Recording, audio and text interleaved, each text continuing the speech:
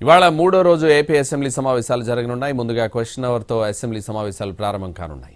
ఈ రోజు సభ ముందుకు ఆంధ్రప్రదేశ్ షెడ్యూల్ కాస్ట్ సబ్కా క్లారిఫికేషన్ బిల్లులు రానున్నాయి. ఎక్సైజ్ సవరణ బిల్లు, అగ్రికల్చర్పై స్వల్పకాలిక చర్చ జరగనుంది.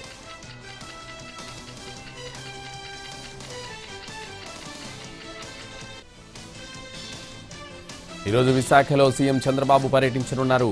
ఈరోజు రేపు జరిగే 28వ జాతీయ ఈ గవర్నెన్స్ సదస్సుకు హాజరై ప్రసంగించనున్నారు.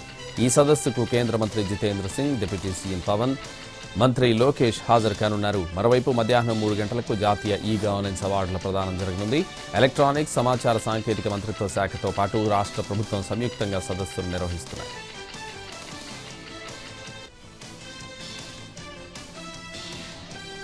ట్రంప్ టారిఫ్ల మోతతో అమెరికా, భారత్ మధ్య క్షీణించిన వాణిజ్య సంబంధాల పునరుద్ధరణకు ప్రయత్నాలు జరుగుతున్నాయి. ఈరోజు ఇరు దేశాల మధ్య మరోసారి వాణిజ్య చర్చలు జరగనున్నాయి.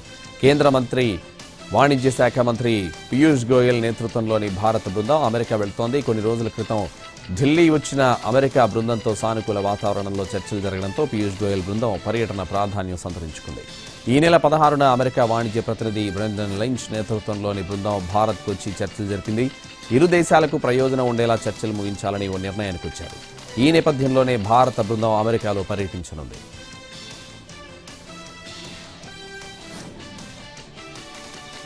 దసరా ఉత్సవాలకు విజయవాడ ఇంద్రకీలాద్రి సిద్ధమైంది. ఈ రోజు నుంచి అక్టోబర్ 2 వరకు దసరా నవరాత్రి ఉత్సవాలు జరగనున్నాయి.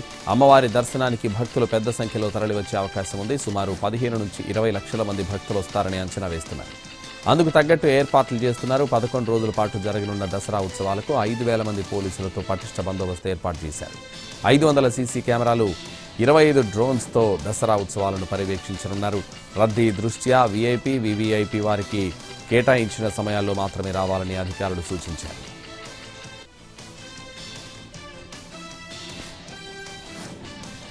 రాష్ట్రంలో పన్నుల విధానంపై సమీక్ష చేశారు ముఖ్యమంత్రి చంద్రబాబు. ప్రస్తుతం అమలవుతున్న పన్నుల విధానం, ఇవాళ్టి నుంచి అమలు కానున్న జీఎస్టీ సంస్కరణలపై ఉన్నతాధికారులతో సీఎం చర్చించారు. జీఎస్టీ కొత్త రేట్లపై ప్రజలకు అవగాహన కల్పించాలని అధికారులకు సూచించారు చంద్రబాబు. వాణిజ్య పన్నుల శాఖ రూపొందించిన జీఎస్టీ జీవోల బుక్లెట్ను చంద్రబాబు విడుదల చేశారు. వాణిజ్య పన్నుల శాఖ జీవోలు తెలుగులో రావడం వల్ల ప్రజలు అర్థం చేసుకోవడం సులభం అవుతుందని ఆ శాఖ కమిషన్ తెలిపారు. కొత్త జీఎస్టీ రేట్ల వల్ల అన్ని వర్గాలకు న్యాయం జరుగుతుందని చంద్రబాబు అభిప్రాయపడ్డారు.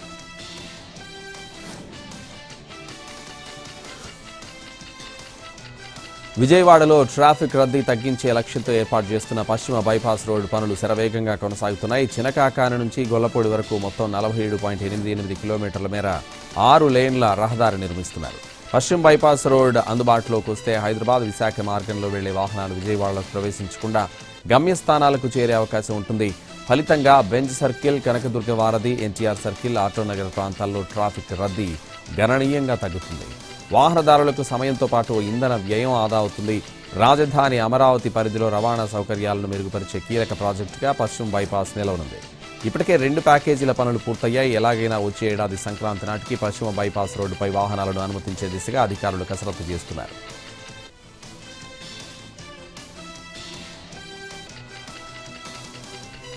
విశాఖలో స్పా ముసుగులో వ్యభిచారం గుట్టురటైంది. గాజువాకలోని డైమండ్ స్పాలో మసాజ్ పేరుతో వ్యభిచారం జరుగుతోంది. పక్కా సమాచారం మేరకు టాస్క్ ఫోర్స్ పోలీసులు దాడులు నిర్వహించారు.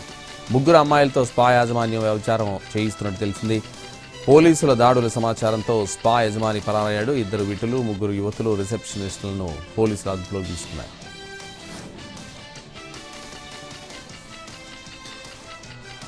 నెల్లూరు జిల్లా సంగం బ్యారేజ్కు వరద పోటెత్తింది. దీంతో 50 గేట్లెత్తి 55,000 క్యూసెక్కుల వరద దిగువకు విడుదల చేస్తున్నారు అధికారులు. అలాగే సోమశిల నుంచి సంగం బ్యారేజ్కు భారీగా వరద వస్తుంది. మరోవైపు పెన్నా పరివాహక గ్రామాల ప్రజలను అధికారులు అప్రమత్తం చేశారు.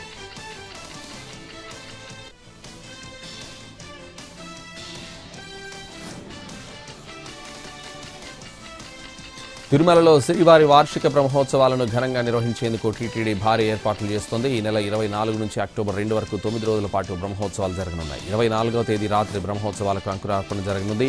ఆ రోజు రాత్రి 7 గంటలకు తిరుమాడ వీధుల్లో శ్రీవారి సర్వసేనాధిపతి విశ్వక్షేణుడు ఊరేగనున్నాడు. బ్రహ్మోత్సవాల్లో తిరుమల మాడ వీధుల్లో మలయప్ప స్వామి ప్రతిరోజు ఉదయం, రాత్రి వివిధ రూపాల్లో భక్తులకు దర్శనమివ్వనున్నాడు. అక్టోబర్ 2న ధ్వజావరోహణతో శ్రీవారి బ్రహ్మోత్సవాలు ముగియనున్నాయి.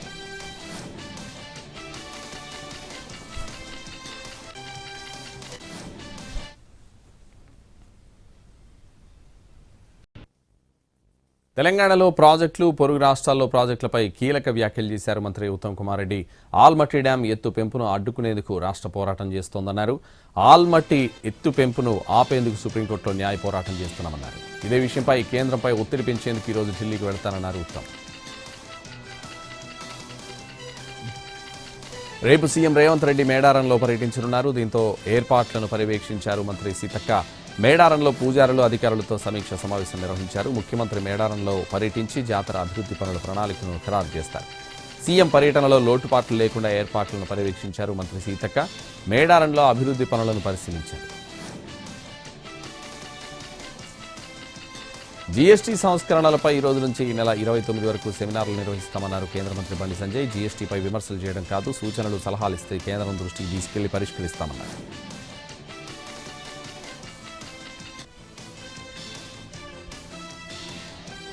సిద్దిపేట జిల్లా దుబ్బాకలో నకిలీ నోట్ల చలామణి కలకలం రేపుతోంది. పెద్ద మొత్తంలో నకిలీ నోట్లు ముద్రిస్తున్న దుండగులు చాకచక్యంగా ఫేక్ కరెన్సీ మార్పిడికి యత్నిస్తున్నారు.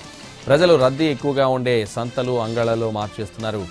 ఇచ్చినవి దొంగ నోట్లు అని జనం గుర్తించేలోపు అక్కడి నుంచి ఉడాయిస్తున్నారు.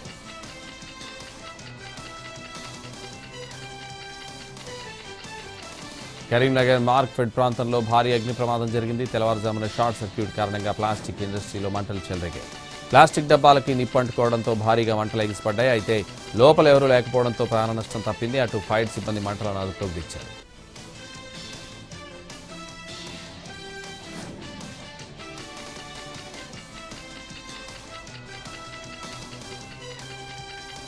వరంగల్లో బతుకమ్మ వేడుకలు అమరానంటాయి. బతుకమ్మ వేడుకలను అధికారికంగా నిర్వహిస్తున్న తెలంగాణ ప్రభుత్వం తొలి రోజు ఎంగిలిపూల బతుకమ్మను 1000 స్తంభాల గుడిలో వైభవంగా నిర్వహించింది. డిప్యూటీ సీఎం భట్టి విక్రమార్క బతుకమ్మ వేడుకలను ప్రారంభించారు. మంత్రులు కూడా ఈ వేడుకల్లో పాల్గొన్నారు. మహిళలు పెద్ద సంఖ్యలో హాజరై బతుకమ్మ ఆటపాటలతో సందడి చేశారు. మహిళలతో కలిసి మంత్రులు సీతక్క, కొండా సురేఖ కూడా బతుకమ్మ ఆడారు.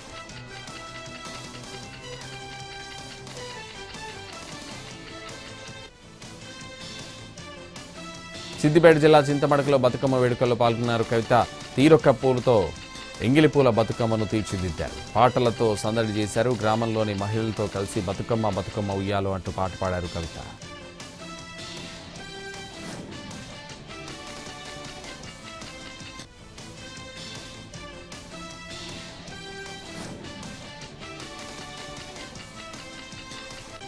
వరంగల్ జిల్లాలో కాకతీయ నాటక ఉత్సవాన్ని ప్రారంభించారు deputy CM Bhatti Vikramarka. Telangana Sangeet Natak academy ఆధ్వర్యంలో 2 రోజుల పాటు ఈ నాటక ఉత్సవాలు నిర్వహిస్తున్నారు.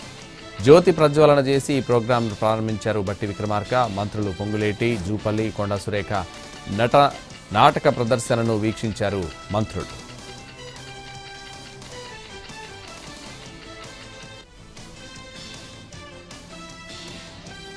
ఇవాళ అరుణాచల్ ప్రదేశ్, త్రిపురలో ప్రధాని మోడీ పర్యటించనున్నారు. ఈటానగర్లో 5,100 కోట్ల విలువ చేసే పలు అభివృద్ధి ప్రాజెక్టులకు శంకుస్థాపన చేయనున్నారు. అనంతరం త్రిపురలో ప్రధాని పర్యటించి మాతాబరిలో మాతా త్రిపుర సుందరి టెంపుల్ కాంప్లెక్స్ అభివృద్ధి పనులు ప్రారంభిస్తారు. ఆలయంలో పూజలు చేస్తారు.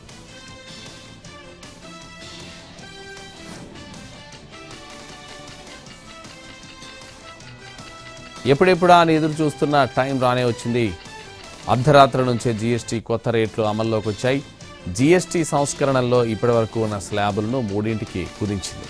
పేదలు, సామాన్యులు ఎక్కువగా ఉపయోగించే వస్తువులపై 5% జీఎస్టీ మాత్రమే విధించింది. ఇక ఆరోగ్యానికి హానికరమైనవి, లగ్జరీ వస్తువులు 40% జీఎస్టీ పడనుంది. ఈ రోజు నుంచి హెల్త్, లైఫ్ ఇన్సూరెన్స్ పాలసీ ధరలు తగ్గే ఛాన్స్ ఉంది. జీఎస్టీ మొత్తానికే రద్దు చేయడంతో ఒక్కో పాలసీపై 2 నుంచి 3,000 రూపాయలు తగ్గే అవకాశం ఉంది.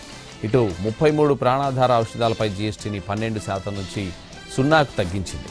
క్యాన్సర్ మందులపై ఉన్న జీఎస్టీని తొలగించింది. Thermometer, medical grade oxygen, diagnostic kits, glucometer, test strips, కళ్లద్దాలపై 5%కి జీఎస్టీ తగ్గించింది. దీంతో వీటిని రేట్లు భారీగా తగ్గబోతున్నాయి.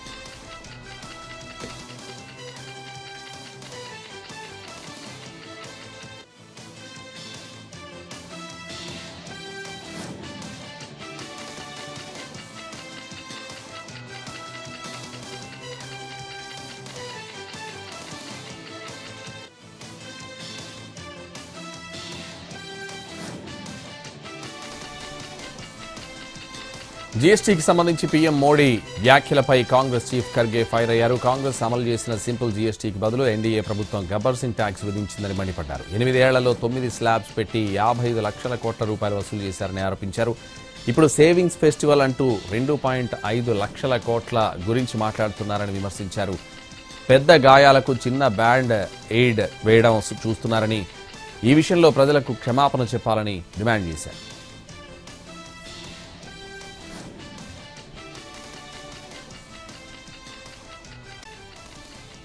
ఉపరితల ఆవర్తన ప్రభావంతో రాబోయే 24 గంటల్లో ఉత్తర బంగాళాఖాతంలో అల్పపీడనం ఏర్పడే అవకాశం ఉందని ఏపీఎస్డీఎంఏ అంచనా వేసింది. దీని ప్రభావంతో ఇవాళ శ్రీకాకుళం, విజయనగరం, మన్యం, అల్లూరి, విశాఖ, అనకాపల్లి, చిత్తూరు, తిరుపతి జిల్లాల్లో మోస్తరు నుంచి భారీ వర్షాలకు ఛాన్స్ ఉందని ప్రకటించింది. తెలంగాణలోని పలు జిల్లాల్లో ఈరోజు భారీ వర్షాలు పడనున్నట్లు వాతావరణ శాఖ తెలిపింది. ఉమ్మడి ఆదిలాబాద్, నిజామాబాద్, మెదక్, మహబూబ్ నగర్, హైదరాబాద్, రంగారెడ్డి, యాదాద్రి భువనగిరి జిల్లాలకు భారీ వర్ష సూచన ఉందని తెలిపింది. ఈ జిల్లాలకు వాతావరణ శాఖ ఎల్లో హెచ్చరికలు జారీ చేసింది. గంటకు 30 నుంచి 40 కిలోమీటర్ల వేగంతో ఈదురుగాలులు వీచే అవకాశం ఉండడంతో ప్రజలు అప్రమత్తంగా ఉండాలని పేర్కొంది. హైదరాబాద్లో భారీ వర్షం కురిసింది. అల్వాల్, కుత్బులాపూర్, సికింద్రాబాద్, మెట్టగూడ, చిలకలగూడ, కుషాయిగూడ, నాగారం, చర్లపల్లి, రామ్నగర్, జవహర్ నగర్లో వర్షం దంచుకొట్టింది. అలాగే ఏఎస్రావు నగర్, రాంపల్లి, కీసరా, దమ్మాయిగూడ, కాప్రాలో వర్షం పడింది. పల్నాడు జిల్లాలో భారీ వర్షం కురిసింది. నర్సరావుపేట రోడ్డుపై వర్షపు నీరు ఏరులై పారింది. లోతట్టు ప్రాంతాలు నీట మునిగాయి. నాగన్నకుంట జల దిగ్బంధంలో చిక్కుకుంది.